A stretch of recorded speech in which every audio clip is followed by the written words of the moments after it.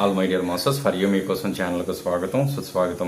ముందుగా మన గురువు గారైన శ్రీ బ్రహ్మర్షి పితామహ పత్రిజీ గారికి, మన గురుమాతకు నా ఆత్మ ప్రణామాలు మాస్టర్స్. Okay masters. సార్, యోగ పరంపరలో భక్తి యోగం గురించి మీ మాటల్లో సార్. యోగ పరంపరలో మనకు సాధారణంగా 4 యోగాలు ఉన్నాయని, కర్మయోగమని, భక్తి యోగమని, జ్ఞానయోగమని, రాజయోగమని సాధారణంగా అందరికీ తెలుసు.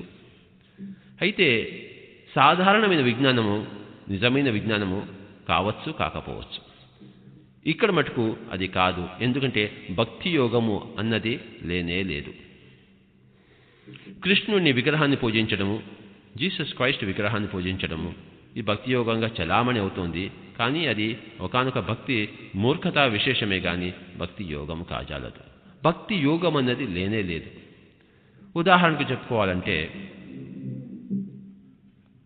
స్వస్వరూపానుసంధానం భక్తిరిత్యభిధీయతే అని ఒకానొక చోట చెప్పబడింది. అంటే స్వస్వరూపంతో అనుసంధానం చేయడమే భక్తి యోగం అన్నది. కనుక అది ఇక్కడ ఇంకొక మనిషికి సంబంధించింది కాదు.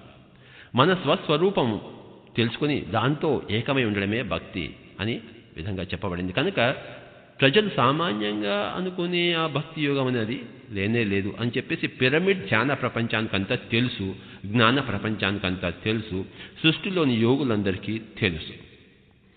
మానవులకి తెలియదు.